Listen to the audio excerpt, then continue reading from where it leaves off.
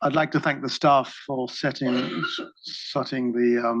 cocktail reception up for us in a very nice location just across the road. Sorry for those who couldn't make it, and particularly, of course, our colleagues who are online. I don't see them at the moment, but hopefully. Do we have anyone online? Because we can't see them here.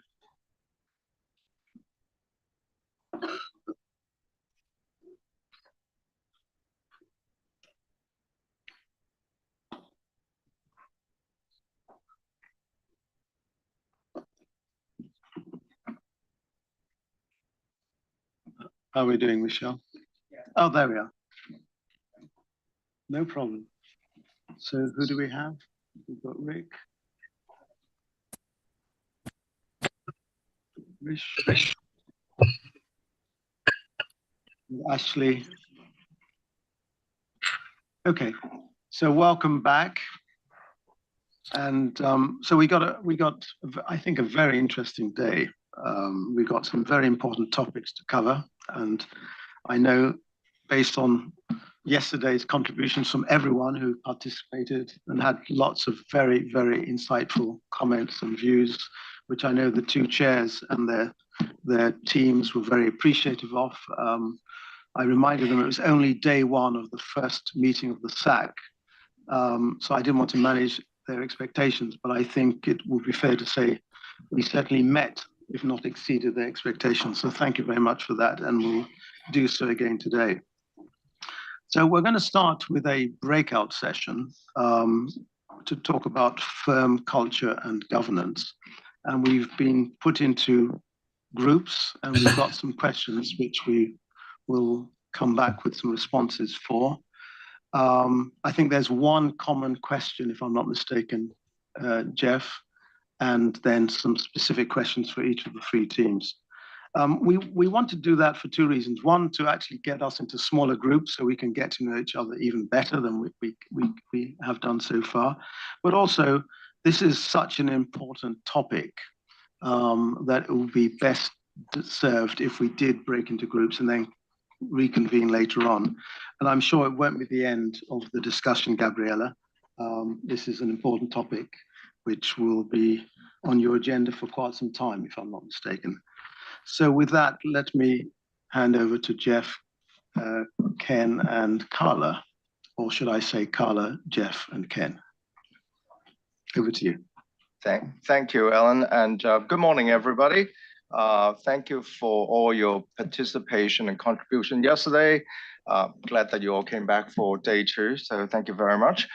So today we have a few other topics that we want to walk through with you, and the first one, of course, is on firm culture and governance. It is a new IAASB initiative, which we have commenced in Q1 2024.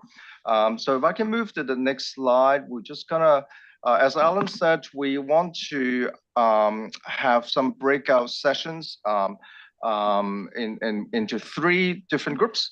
But we want to just give you a bit of an overview of this particular work stream and initiative, give you some contextual information and what the board have heard so far, and also perhaps what some of the working groups, what the working group has been up to in terms of some of the activities they have undertaken in Q1, and then we'll break out and we want to perhaps get some feedback from you as well in terms of overall what you think of this initiative, your views and your reactions, and then we'll kick into the breakout groups after that.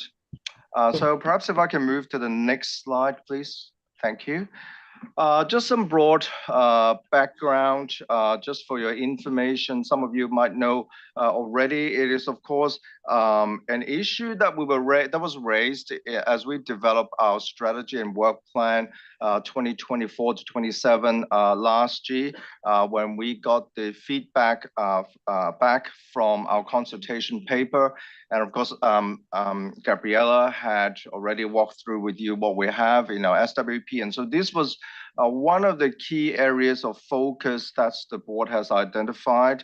The board certainly felt that it is important to recognize the impact the culture of an accounting or audit firm and its governance structures in terms of its impact on ethical behavior and how that might impact not only reputation of firms, but certainly reputation of the accounting profession as a whole. And the board certainly felt that as a global standard setter on ethics and independence, it is important that we have a voice out there. So, for instance, last year in July, we published a statement on the importance, affirming the importance of ethical behavior by professional accountants. And the board agreed that the topic of firm culture and governance should be an area of strategic focus, and therefore to actually put as a priority. And therefore, we have started a new work stream this year on that topic, and we have established a working group towards the end of last year as we approved the SWP. So without telling you the names of who is in the working group, just to let you know that we have a chair who is from the Australian NSS. So we have an NSS representation. We have another board member who is from one of the big four firms. So we have a firm representation. And also we have a board member who is an academic and another board member who is very much involved in the corporate governance sort of community. So it's quite broadly and it's a very diverse representation, and it's by design, of course, because it is a very, very broad topic, and we need all those different skill sets and experience for us to navigate our way through this very broad topic. So I just want to, without going into details of the terms of reference, the board approved the terms of reference in December last year. And here's some of the objectives that on the screen that we also sent to you as part of the presentation. The first thing is about gathering understanding of culture, or ethics culture rather, not all culture, but ethics culture and governance and the impact on compliance with ethics and independence requirements. I think and also including network firms as appropriate. The key points here is that we are not just looking at audit side of the business. There is quite a bit of work out there. Of course, the UK FRC has an audit firm governance code. I understand Japan has one as well, and other jurisdictions might also have something similar, focusing perhaps on audit quality. This is not what this work stream is about. It's broader than that. We are looking at whole of firm culture. We're looking at whole of firm activities and not just the audit side of the business. We're looking at the consulting arm of a firm. We're looking at, for instance, tax, all the different main business of a firm and the entire firm essentially. So it's very important to understand that, because even when we talk to people often, they will say, well, the audit failures and this and that. We're not just looking at audit. I think another point for us as a starting point, we don't think that all ethics failures within a firm can be attributed to a failure in the culture or failure in the governance system. So it's important that we recognize that, and that's why we're doing the information gathering at this stage, and then just trying to gain a better understanding of the connectivity between all these different concepts and terms and ideas. So we're very much at point number one there. And of course, we need to review what is currently in our extant code. For those of you who are familiar with our code or not familiar with our code, we do have a few paragraphs focusing on organizational culture, focusing on leadership, but there's not a lot in there. So we, as part of our exercise, of course, we will look at, once we get a better understanding, a proper understanding of what the issues are when it comes to firm culture or whole of firm culture and whole of firm governance, then we will look at, what's in our code and whether there's any gaps in our code that perhaps, or anything that we could look at as a board do in terms of enhancing the code. But of course, there's a whole lot of other things that we could do as a board. And we're not saying that we're definitely gonna, add a section to the code, add a new part to the code. We're just saying that we will do the evaluation, of course, as part of the working group's activities. Another key action items that we're doing as part of the working group and more broadly as part of the board is continue to raise awareness of the importance of ethical behavior and the importance of governance and ethical culture within firms. Of course, the profession has a responsibility to act in the public interest. And so it's really important that we continue to stress that as a board, not just part of the working group, but as a board, we continue to stress that and really promote the importance of ethics, of ethical behavior by the profession and for those who use our code. And then we are planning to develop, of course, at the end of the working group's activities, a report with recommendations to the IAASB-IESBA. We are hoping that we will at least have some recommendations and findings to the board towards the end of the year. Sounds like a lot of time. We're in May, but there's actually quite a bit that we have to do. So the working group and the staff are, going as fast as they can. But with that, we don't want to, we want to do it properly as well and have proper conversations with different stakeholders because it is quite important and it is a very broad topic. So with all this is, of course, coordination with our sister board, IAASB, is a very important component in all our key activities and key projects. And no difference with this one, particularly in terms of the connectivity with ISQM1, of course. So we will engage them very soon, in fact, and really get them involved and get their views on ISQM1 and how it's impacting the firm and maybe certainly with ISQM1's objectives, but we all want to understand how it's impacting the firm as a whole as well, because that is our broader objective of this particular work stream. We can move to the next slide, please, Michelle. So here's some of the approach. Well, the approach of the working group, of course, is I think is pretty logical. Gather information and understand the issues and identify possible solutions, of course. So in terms of gathering information, we are doing a fair amount of research and looking at case studies as well. And we are talking to the firms, talking to other stakeholders, regulators, and doing a lot of outreaches as well. And of course, we have meeting, the SAC meeting. We are looking forward to hearing your feedback very shortly. We have the National Standard Setter meeting in the next few days as well. So we'll hear from them as well. But in terms of information gathering, we have a few streams of information that we're getting, our understanding from. First, we have engaged an academic to do some academic research for us. As you would appreciate, and many of you would know, culture or organizational culture is a very broad topic. There's a lot of studies out there. So we felt that it's only, it's a good approach, it's a right approach rather, to engage an academic to do some initial research for us, but perhaps have a focus on firms or accounting audit firms, not just everything on, that broad or all organizations, or a bigger focus on professional services firms. So we're doing that on the research side or academic studies. We are doing some case studies, more on recent cases. We've done some in March, and some of these are a little bit older. So we're now sort of zeroing in on perhaps more recent cases that we could find in different jurisdictions.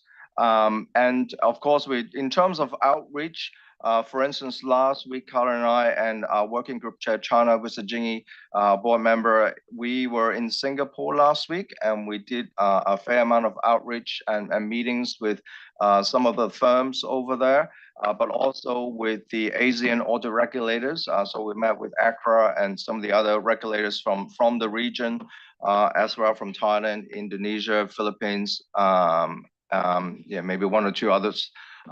So just starting to get that feedback from them in terms of outreach, and we'll reach out to many of you. I think I heard one comment that or a couple of comments yesterday that we shouldn't just talk to the SAC during meetings. I think we need to have the flexibility and perhaps the liberty to really reach out to our SAC members, because you all represent different sector, different stakeholders, and we would, Carla and myself will reach out to you in the coming weeks, I would say, and perhaps to organize some catch up with you and your constituents, and to get information. And as you've heard yesterday, sometimes it is a little bit hard for us to get feedback, particularly from the investors world, those chartered with governance. And so that's something that we feel that certainly this group, the SAC can give us a lot of input. And then we're going to, of course, we need to understand the issues and the concepts of the relationship between the different concepts. So for instance, when we look at culture, immediately people think turn at the top or governance, a few others, rewards, speak up culture, for instance. But we want to take a closer look at the relationship of some of these concepts. Is culture, is governance driving culture, or is culture also impacting governance, for instance? So we want to have a better understanding of some of these concepts and the interrelationships between these concepts and common characteristics. And then we will look at, as I mentioned earlier, looking at what is in our code and whether we feel that in terms of possible solutions that this board can action on, whether it's revising the standard or strengthening the code, whether there's producing thought leadership material, non-authoritative guidance material. So all those options are on the table for us right now. And of course, as part of this, we feel that we are not the only player. And firms, I would say they are doing a lot of things already. And of course, there's a regulators community as well. And everybody has a role to play. And so we'll continue as part of this exercise to work with our different stakeholders. And so hopefully we will have some recommendations that will help as part of our role as a national, as a global standard setter on ethics and independence, to really help to build a public trust, in the work of the accountancy profession. So it's just an overview of the actual work stream itself. Now, Carla's going to, in a minute, just give you a sense of some of the things that we've heard at the March board meeting. And the first question relates to that. But before I do that, I just want to see whether Gabriella or Ken have any additional thoughts or comments before I pass it to Carla. Thank you very much, Jeff. Very good morning to all of you. Very briefly, because Jeff made already a very good presentation about our approach to this project. I'd just like to add one or two things. First, of course, our expectations are relevant with respect to the results of this work, as well as the expectations of our stakeholders. The expectations are different from what we could see until now. Since the last board meeting, and what Carla is going to present is mostly the result of the presentations that we had at that board meeting, topics that were identified as possible topics for attention. But after that, all the outreach meetings that we have been having in Canada, Japan, with the monitoring group, with the PIOB, etc., made us progress in terms of which topics may be under our attention and which are the ones which may raise more concerns or which are more promising. So this is to tell you that this is an evolving thing. Every day, I think that we are learning a little bit more, we are understanding a little bit more, and our stakeholders are bringing us a lot of input mostly in terms of the questions that they are addressing to us. What I can tell is that this is raising a lot of attention from all groups of stakeholders with different approaches, I must say. Regulators and profession and etc. They are all looking at this work stream and asking themselves what's going to happen after this first year of the sponge phase, as I was saying yesterday. We don't know. We don't have an answer today, and it's. I will ask for your understanding that it would be very risky at this point in time to tell you we are going to do this and that. We are going to develop a standard setting project here and there, or change the code, or whatever. It's too early days. And even if I'm famous for always being rushed and wanting things to happen very fast, I think that there is a risk here if we go too fast, because we really need to identify which are the most relevant topics on which the IASBA should work, and understand what we as an ethics standards board can and should do. We can't boil the ocean. Of course, we are not going to change the world, and we have to have that very clear. But it is our conviction that as an ethics standards board, we have something to do in this space. We are concerned. We are looking for the reasons for some unethical behaviors or happenings or events or whatever. We have regulations in place, we have standards, audit standards, assurance standards, ethics standards, but still things happen. So it is our conviction, and our stakeholders are confirming this conviction, that there may be something in the firm culture and governance space which opens room or creates incentives for these less appropriate behaviors. That's what we are going to try to identify, where these problems may come from, and after having identified those possible sources of problems, what we can do, because I'm not saying that the IASBA can fix everything or should fix everything. So this is just a little bit to temper the expectations. We don't want, of course, to frustrate the expectations, because our own expectations and ambitions are very high. But of course, we need to go in a very careful way and listen to everybody. The way we progressed and evolved in terms of our thinking since March board meeting until end of April shows how important this phase is. Listen to everybody, process the information. So your input here and these breakout groups that Alan Johnson has suggested to set are extremely important for us. The feedback of the SAC will be critical to help us define the direction and understand the issues on which we should be paying attention. So back to you, Jeff. Thank you very much. Well, Ken, did you want to add anything? Maybe very briefly, Jeff, and I think a lot has been said already in terms of introduction and context. The context, I think everybody's clear. It's a persistence of unethical behavior. We have seen a number of high-profile cases in the news headlines. I think this is a beginning of a journey in terms of the conversation we will be having with the SAC over the coming months, maybe over the coming couple of years, as we dig deeper into this work stream. To my mind, this is an opportunity to reset expectations. Expectations in terms of the behaviors we would expect, in particular professional accountants operating in public practice in the firms, relative to the standards that IASBA sets. And we have to really have that very clear in our mind, that this is really what we want to achieve. You know, we have a body of standards that clearly we spend a lot of time and effort developing. It is not a book that we just put on the shelf. It is intended to be a book that guides the behaviors, the mindsets of the accountants who have a very lofty goal and a very lofty expectation on their shoulders, and that is to act in the public interest. And that's what we want to achieve. And I would say it is very multidimensional, and we will explore those different dimensions as we go forward within the firms themselves, looking at the hierarchies, looking at the policies and methodologies and procedures and protocols, looking at the externalities that weigh in, the pressures, incentives, the client engagements, etc., and the different factors that play a role as well. So there's a lot for us to learn. I think as I look around the table, one way or another, most of you have exposures to or engagements with the firms.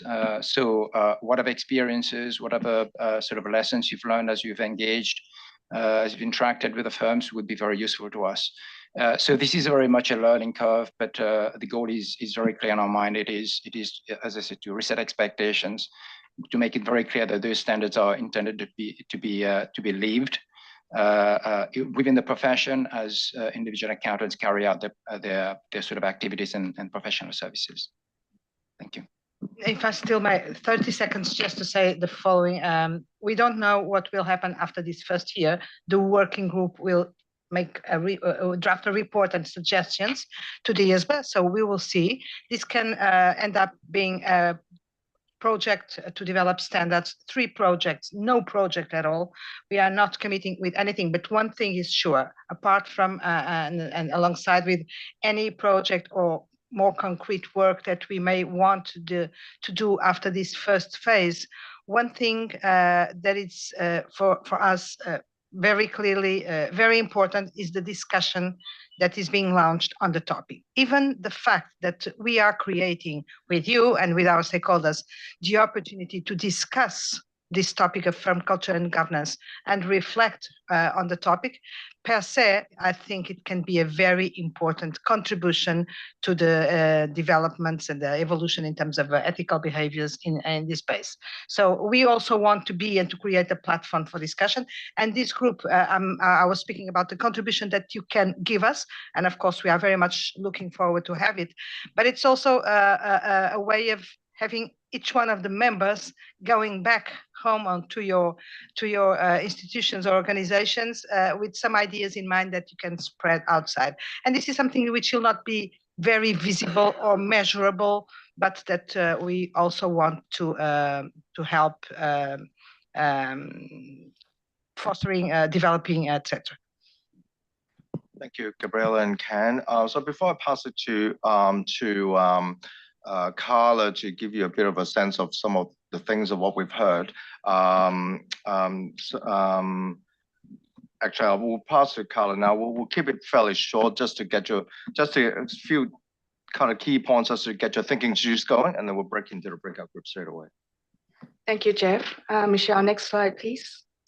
I'm excited for the next section because it's a two-way relationship. We can't wait to hear from you. It's very important to get your input into the questions we have.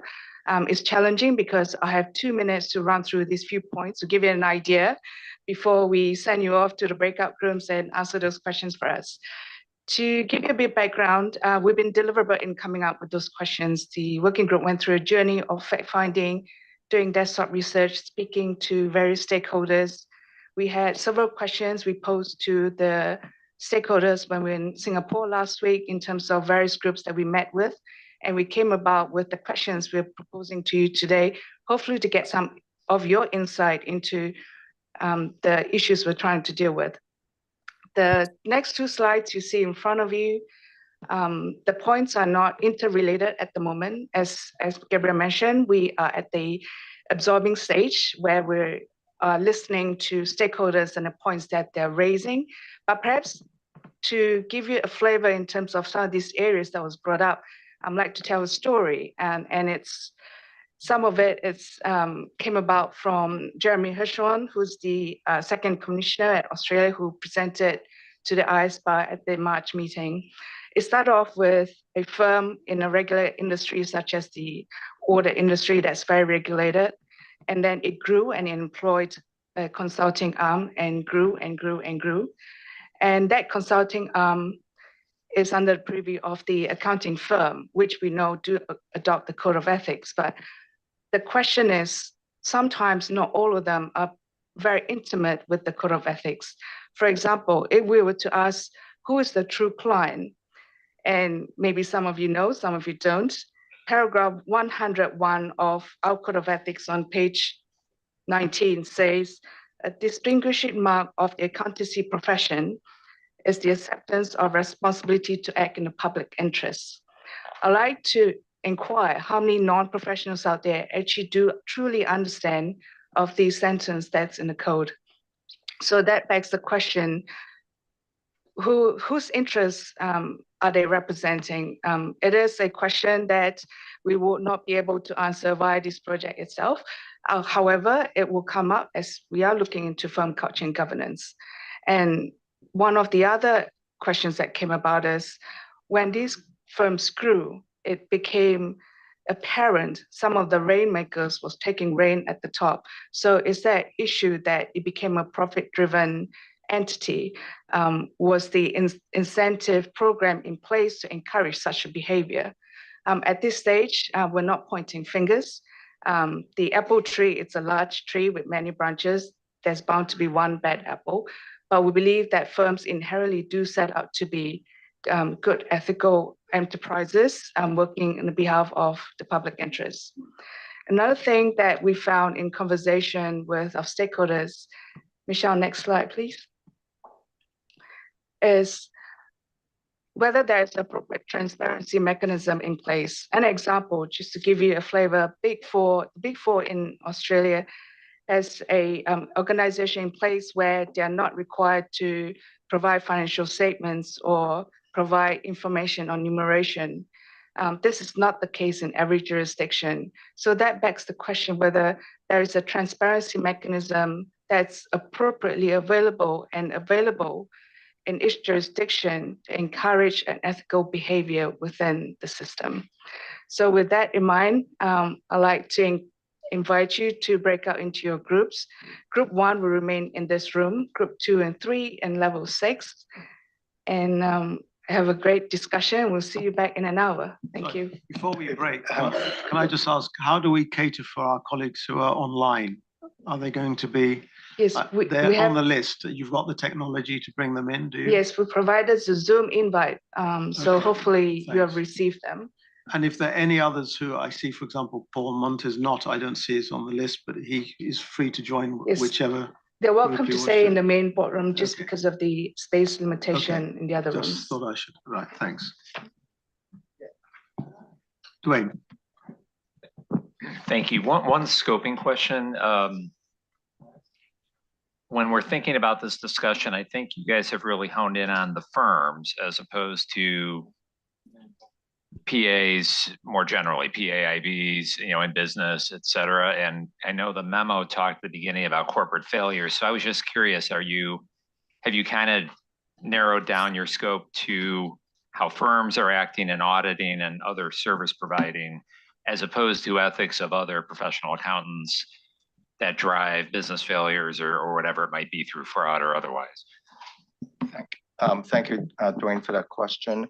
In terms of the scope of this initiative, essentially it is focusing on accounting audit firms, so your Big Fours and some of the other firms, and not your PAIBs in, say, CFO roles or other senior roles that perhaps because of their unethical behavior or unethical culture that they perhaps help create in organizations. So that's the focus. But of course, as you have heard from Gabriella yesterday, we are looking at extending the impact of the code, and we'll have a session a bit later.